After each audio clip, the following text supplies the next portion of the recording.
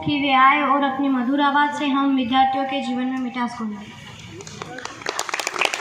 ज्ञान का कोई गीत सुना दीजिए, हमारी हार को आज जीत बना दीजिए। आए हो राम नुमा बनकर हमारे, अपने शब्दों से जीवन को संगीत बना दीजिए। Thank you. अज्ञान के अंधेरों से हमें ज्ञान के उजालों की ओर ले चलो, असत्य की दीवारों से, असत्य की दीवारों से हमें सत्य के सिवालों की ओर ले चलो। अज्ञान के अंधेरों से सारे जहां में सारे दुखों का एक ही अंजाम है, या कोई अज्ञान है अपना, या कोई अभिमान है। कायरों से दूर हमको, कायरों से दूर हमको वीर हृदय वालों की ओर ले चलो, असत्य की दीवारों से।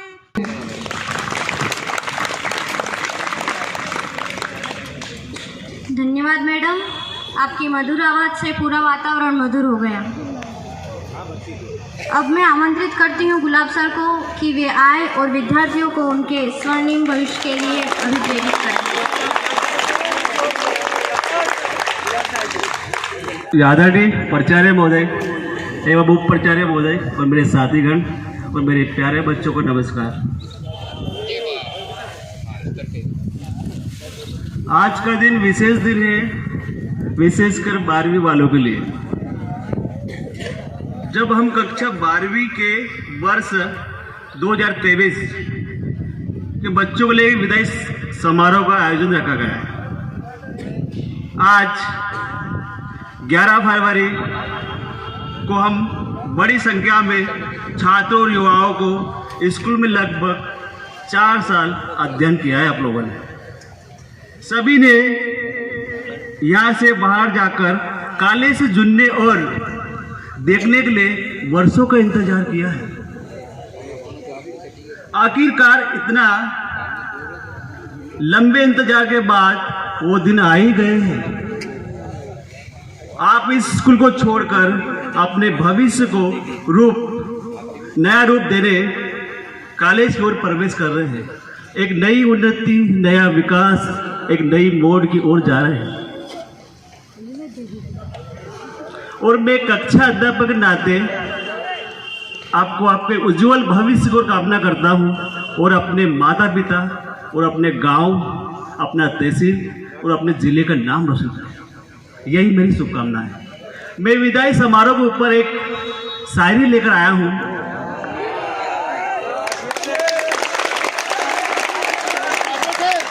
फूल कितना भी सुंदर हो, फूल कितना भी सुंदर हो, उसकी खुशबू से ही पहचान होती है। आदमी कितना भी बड़ा हो, उसकी कद्र और गुणों से ही पहचान होती है। लहरों से डरकर नौका पार नहीं होता, लहरों से डरकर नौका पार नहीं होता, और कोशिश करने वालों की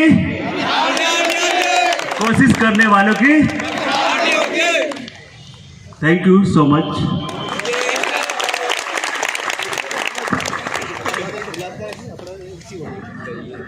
धन्यवाद सर। अब मैं आमंत्रित करती हूँ मधु मैडम को कि वे आए और हमारे सीनियर्स के लिए 2 शब्द कहें।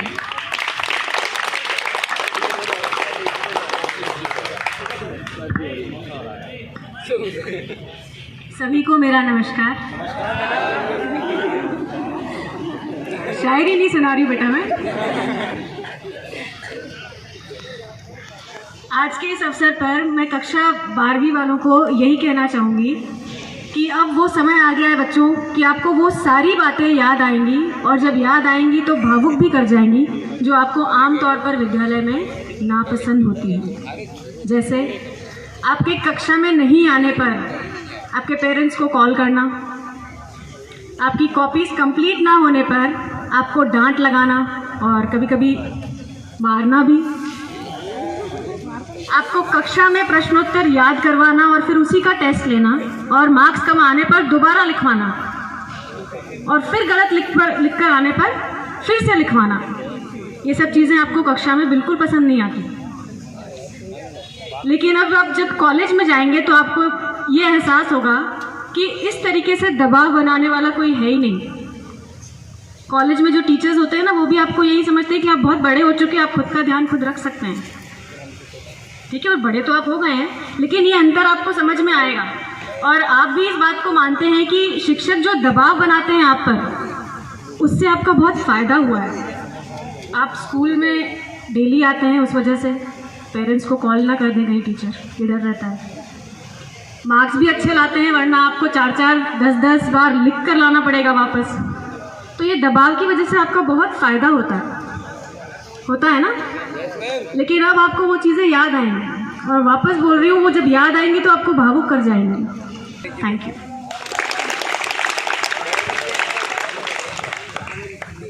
धन्यवाद मैडम। आइए अब सुनते हैं उन्हें जिनके लिए यह कार्यक्रम आयोजित किया गया है। कोई पेशेवर कलाकार नहीं है, फिर भी समर्पित कितने हैं। इनके लिए खूब तालियां बजाइए, क्योंकि ये तो हमारे अपने हैं। सर्वप्रथम बुलाते हैं उन्हें निशा चौहान को कि वो आए और कुछ शब्द करें।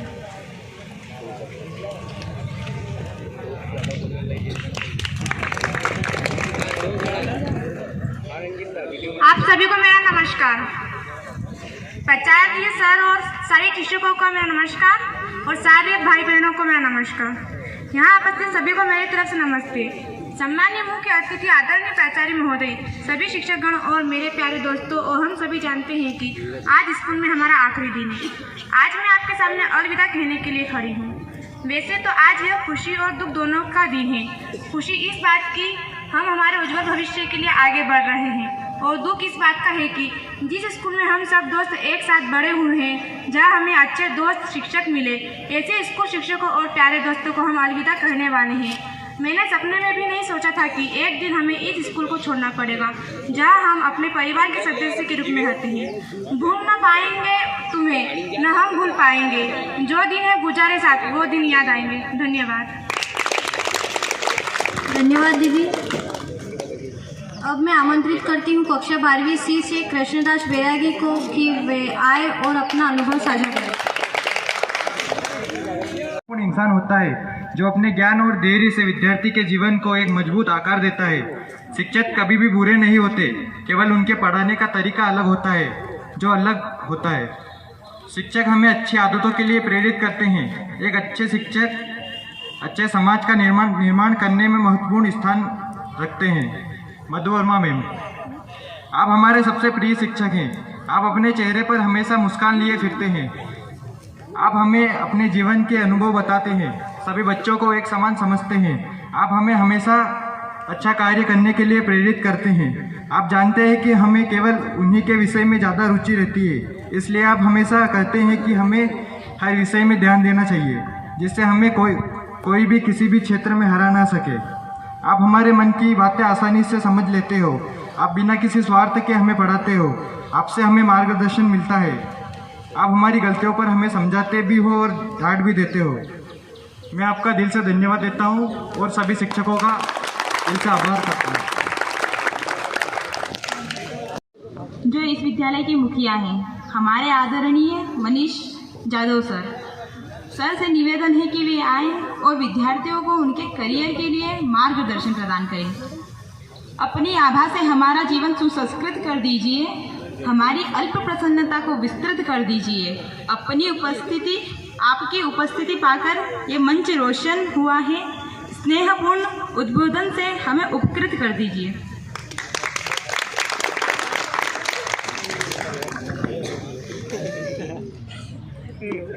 प्यारी बिटिया ने कहा है कि मुखिया कुछ नहीं है, आप सबके साथ ही हैं, मेरे साथ के सहयोगी साथी प्यारे बच्चों, 10वीं 12वीं के बच्चों, 11वीं के बच्चों, है ना, आज थोड़ा मन कहीं दूसरे का चल रहा था। और जो मैं बोलने वाला था वो बात मैम बता चुके, मधु में बता चुके कि कभी कभी क्या होता है कि जैसे आपकी जो उम्र है और आपकी उम्र हो, किसी की भी उम्र हो, कहीं पे भी हो, सबसे महत्वपूर्ण चीज़ है कि आपकी संगत। क्योंकि देखते हो ना, ऐसा कोई नई चीज़ हमें यहाँ पे नहीं समझाते आप लोगों के, हर व्यक्ति के अंदर सब कुछ संपूर्ण ज्ञान मौजूद है, क्योंकि हर व्यक्ति स्वयं में स्वयं प्रभु या स्वयं पर ब्रह्म है। हर व्यक्ति के अंदर एक आत्मा अपनी विराजमान है और वह संपूर्ण है वो। लेकिन पर उसके बावजूद भी हम सब जानते बूझते, सब कुछ जानते बूझते भी हम गलत राह पे क्यों चले जाते हैं? हर व्यक्ति में प्रश्न आता होगा ना, कोई चोरी करने चले जाता है, कोई चपाटी करने चले जाता है, कोई गलत काम में लग जाता है, ऐसा क्यों होता है? तो जो मैम ने कहा था आसपास का माहौल, वो बहुत महत्वपूर्ण है कि आपकी संगत, कि आपके साथ के जो आपके दोस्त हैं, हो उस पर मनीष सर ने आपको डांट दिया हो क्लास के अंदर जाओ, ऐसा करो वैसा करो, या मधु मैम ने आपको डांट दिया हो क्या मस्ती कर रहे हो यहाँ पर, क्योंकि मैं देखता हूँ जैसे मधु मैम डांटते रहते हैं, जब भी इंग्लिश में दिखता है तो चाहे क्लास का बच्चा हो चाहे ना हो, डांटते रहते हैं। तो जब आपके क्लास का कोई व्यक्ति आपसे बोलता है कि क्या यार मैडम हमेशा डांटती थी तेरे को, बेकार है एक नंबर, बाकी के कोई तो कोई बोलता नहीं है, ऐसा होता ना, तो उस समय उस दोस्त की बातें बड़ी मीठी मीठी प्यारी प्यारी लगती है। ये तो मैंने एक उदाहरण दिया, ऐसा कोई सही नहीं है, सही नहीं बात बता रहा हूँ, मतलब एग्जाम्पल दे रहा हूँ मैं। इसी प्रकार बाहरी दुनिया में भी, या भविष्य में आप कभी काम करने जाओगे तो वहाँ पे भी आपको हो सकता साथी में वो लगा इसका साथ मत दे। अब तुम्हें उस समय ये सोचना है कि ये जिसका साथ मुझे देना है या जिसका मुझे विरोध करना है, ये मेरा कहाँ बुरा कर रहा है। जैसे अगर मैंने आपको कोई बदतमीजी करी, कोई बुरा आपका चाह रहा हो, तो आप बाकायदा बुरा कीजिए मेरा, वैसे उसका भी नहीं करना चाहिए, खैर कर्मों के अनुसार तो उसका भी बुरा नहीं करना चाहिए। लेकिन पर वहाँ पे हमको एक चीज़ समझनी चाहिए। देखिए 3 चीज़ है जीवन के अंदर, एक है मन, दूसरी है बुद्धि, तीसरी है विवेक। मन सबके अंदर है। मन मतलब हमेशा विचार आते रहते हैं, हमेशा ढेर सारे विचार आएंगे, मैं ये कर लूँ, मैं ऐसा कर लूँ, ऐसा होगा वैसा होगा, हर व्यक्ति के मन में विचार आते हैं। उस पे जो रोकने का काम करता है वो कौन करता है? बुद्धि। बुद्धि मतलब तराजू। तराजू क्या करती है? तोलने काम करती है, ये सही वो गलत है। बोलते हैं एक शैतान मन, एक भगवान मन, मैं ये काम करूँ नहीं करूँ, करूँ नहीं करूँ। तो दूसरी चीज़ कौन सी होती है हमारी? तराजू, जिसको हम बोलते हैं बुद्धि। ये भी अधिकतर लोगों के पास होती है, तर्क वितर्क हर व्यक्ति कर लेता है। लेकिन तीसरी चीज़ होती है विवेक। विवेक बहुत कम लोगों के पास होता है कि वाकई मुझे करना क्या है, कि मैं जो मैडम मुझे समझा रही है, डांट रही है, या फिर सर मुझे डांट रहे हैं, समझा रहे हैं, तो मेरे भले के लिए डांट रहे हैं, बुरे के लिए डांट रहे हैं। और जो मेरा दोस्त मेरा साथ का जो है, जो मुझे बहुत अभी अच्छा लग रहा है, ये जो मुझे समझा रहा, बोले ठीक है मैडम की बात मत सुन, कोई दिक्कत नहीं, कोई कुछ क्या कर लेगी तेरा, है ना, आता है इस प्रकार की भावना। हर व्यक्ति के मन में यही आता है कि सामने वाला क्या कर लेगा। लेकिन मेरे प्यारे बच्चों में हमेशा तुम्हें एक ही बात समझाता हूँ, सामने वाले के पास कुछ हो या ना हो करने के लिए ऊपर वाले कुछ होता है, जिसको आप ऊपर वाला बोलते हैं। कोई अल्लाह बोलता है, कोई जीसस बोलता है, कोई गॉड बोलता है, कोई राम बोलता है, कोई रहीम बोलता है, नाम अलग अलग है, लेकिन कोई ना कोई शक्ति तो है हमारे ऊपर। उसे सब कुछ समझ में आता है कि तुम क्या कर रहे हो और क्या नहीं कर रहे हो। चाहे मुझे तुम सफाई दे दोगे कि सर मैंने ऐसा नहीं किया, ये तो झूठ बोल रहा है, ऐसा है वैसा वैसा है, लेकिन आपकी अंतरात्मा भी बोल रही है कि मैंने क्या किया है। होता है सर? अच्छा बोलो, हाँ ना जवाब दो, ऐसा होता ही नहीं होता है? सही बोल रहा हूँ मैं कि झूठ बोल रहा हूँ? तो इसलिए हमेशा अपनी अंतरात्मा की सुनो कि मैं जो भी चीज कर रहा हूं वो ऊपर वाला मेरा उसकी क्या सजा देगा, उसका क्या फल देगा। सामने वाला तो हो सकता बेचारा कमजोर। आपको एक कहानी सुना के आज की मैं एक बात, क्योंकि बहुत दिनों से मैं कहानी अंदर संजोए हुए था, जैसे बीच में 1-2 मैंने जब पढ़ाता था पिछले साल कहानी सुनाई भी थी मेरे बच्चों को, तो आज फिर से सुना देता हूँ ताकि जीवन में कभी आप गलत ना करें। देखिए पद प्रतिष्ठा मान सम्मान भविष्य में मिलेगा ना मिलेगा सेकेंडरी बात है। आप मेहनत करोगे, कुछ भाग्य पे निर्भर होती है, कुछ आपकी मेहनत पे निर्भर होती है। आप हो सकता है कलेक्टर बने, एसपी बने, कुछ ना भी बने, लेकिन एक अच्छे इंसान हमेशा बन के रहें, मेरा हमेशा एक होता है। तो उसी चीज़ के लिए कहानी ही है। कहानी क्या है? एक बार एक नदी किनारे पर एक व्यक्ति बैठा हुआ रहता है, मछली पकड़ता रहता है। सुबह से लेकर शाम तक मछली पकड़ के वो अपने टोकरी के अंदर इकट्ठी कर लेता है। उसके परिवार की, उसके खाने लायक इतनी मछलियाँ इकट्ठी हो जाती है। मछली इकट्ठी होती थी, अब चलो चलने का समय आ गया। वहीं पर एक अच्छा हट्टा खट्टा पहलवान सा इंसान पी पा के बढ़िया मस्त आया, देखा कि भूख तो लगी रही है, तो देखा कि सामने मछली तैयार है, तो वो गया उसके पास, उसको बोला ये मछली मुझे दे दे। तो जो व्यक्ति, जिस व्यक्ति ने मेहनत करी सुबह से लेकर शाम तक, उसने कहा कि ये मछली मैं सुबह से लेकर शाम तक पकड़ी है, तो मैं घर जाऊँगा, बनाऊँगा, मेरे परिवार को खिलाऊँगा, भूखे हैं वो और मैं भी भूखा हूँ। बोला बे जानता नहीं मुझको तो, और 2 थप्पड़ उसके अंदर लगाता है जोर से और मछली छीन के चल देता है। अब जब मछली छीन के जाता है वो, तो घर पहुंचता है, जब मछली काटने की बारी आती है तो उसको एक मछली उसमें से पकड़ के उसके हाथ की उंगली के अंदर काट खाती है। छोटी सी उंगली, एक छोटी सी मछली उसकी उंगली को काट खाती है। अब काटने के बाद बोला ठीक काटे, कोई दिक्कत नहीं, तो अपनी मछली पकाया, खाया आराम से, रात में पिया हुआ तो था इंसान, सो गया। सुबह नींद खुलती, कोई दिक्कत नहीं, 2-4 दिन निकलते हैं, कोई दिक्कत नहीं। लेकिन जो उंगली जहाँ पर काटा हुआ था उस उंगली पर उसको घाव हो जाता है। तो सुना ऐसे घाव हुआ होगा, मल्लम पट्टी घर में कर लेता है, काम चल जाता है। वो घाव बढ़ते बढ़ते बढ़ते इस उंगली में बढ़ जाता है, पक जाती है उंगली। तो सोचता है क्यों ना मैं डॉक्टर को दिखाऊं। बड़ा 2 मिनट की कहानी हो सकता है आपको बोर कर रही हो, लेकिन फिर जीवन की बहुत महत्वपूर्ण कहानी है, समझना। वो डॉक्टर के पास जाता है, डॉक्टर से बोलता है ये देखो इसमें क्या हो गया। डॉक्टर बोलता है इसमें तो पस पड़ गया है, पक गई उंगली, तो काटनी पड़ेगी, तो इतनी उंगली काट दी जाए, नहीं तो आपकी पूरी हाथ सड़ सकता है। बोला ऐसा क्या? बोला ठीक है काट दो। तो इतनी उंगली उसकी काट देते, मल्लम पट्टी करी और उसको फिर से क्या होता है घर के लिए पहुँचाते।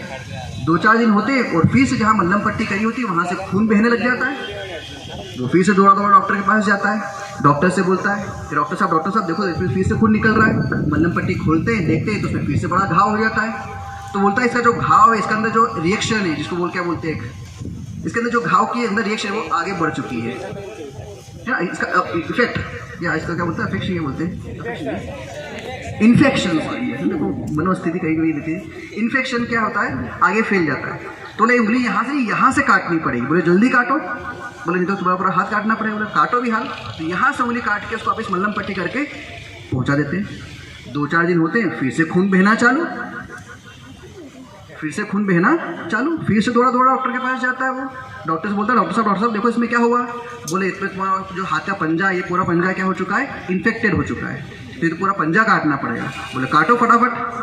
तो यहाँ से इतना पूरा पंजा उसका काट देते, बाकायदा मल्लम पट्टी करी यहाँ से, फिर से पहुँचाते। 8-10 दिन हुए, फिर से खून बहना चालू, डॉक्टर के पास फिर से दौड़ा जाता है। वो डॉक्टर से फिर से दिखाता हाथ, तो बोलता देखो इसके अंदर क्या हुआ। तो बोले इसके अंदर तो पस पड़ गया, फिर से जल्दी काटो यहाँ से, नहीं तो क्या हो सकता है यहाँ पर ये हाथ पूरा काटना पड़े। तो बोले काटो जल्दी। तो यहाँ से फिर यहाँ तक भी हाथ उसका पूरा कट जाता है।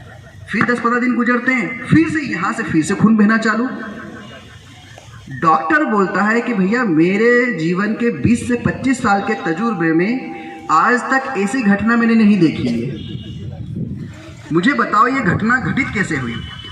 तो फिर पूरी कहानी सुनाता है कि मैं नशे में था, अपनी अहंकार के उसमें था, मैं बहुत बाहुबली था, पहलवान था, किसी को समझता था नहीं। उस अहंकारवश मैंने एक गरीब इंसान को जो कमजोर दुबला पतला सा, मैंने समझ लिया कमजोर होगा ये, तो उसके पास मछलियाँ थी, मैंने मछलियाँ छीनी और इस प्रकार से मेरे को मछली काट खाई थी। बोले यहाँ खेल मछली का और काटने का नहीं है भाई, तो जाओ उस व्यक्ति के पास, ढूंढ, उससे पूछ उसने कुछ जादू टोना तो नहीं किया। अब सुनना मेरे बच्चों प्यारे, आखिरी लाइन है, बहुत महत्वपूर्ण लाइन है, इस लाइन को ध्यान रखना बस।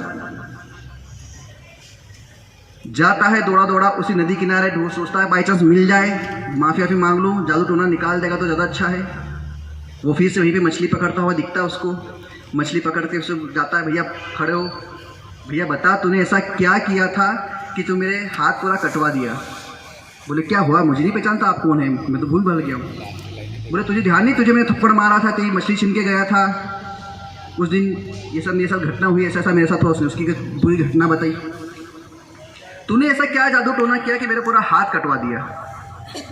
तो उसने एक लाइन में, एक शब्द में एक बात कही, उस लाइन को सुनना। उसने कहा उस दिन मैंने परमात्मा से, भगवान से, अल्लाह मियाँ से केवल एक बात कही थी, इसने आज मुझे अपनी ताकत दिखाई है, एक दिन तू इसे अपनी ताकत दिखा देना। समझ में बात आई? समझ में बात आई कि नहीं? भैया एक कमजोर इंसान, परेशान इंसान जो अपने आप को कमजोर समझता है, वो हो सकता है कमजोर हो उस समय, वो हो सकता है सामने का विरोध नहीं कर पा रहा है, उसका अपोज भी नहीं कर पा रहा है, लेकिन पर ऊपर वाला सब कुछ समझता है। आप उसको बेवकूफ़ नहीं बना पाओगे। मुझे बेवकूफ़ बना सकते हो, अपने दोस्त को बेवकूफ़ बना सकते हो, अपनी माता पिता को बेवकूफ़ बना सकते हो, लेकिन पर उस ऊपर वाले को बेवकूफ़ नहीं बना सकते। आज नहीं तो कल उसका परिणाम आपको भोगना पड़ेगा। तो इसलिए कभी भी अपने अहंकारवश के भाई मैं सब कुछ कर सकता हूँ, उसको मत भूलना, वो बहुत कुछ कर सकता है। Thank you so much. इसी बात को ध्यान रखना जीवन भर। Thank you so much.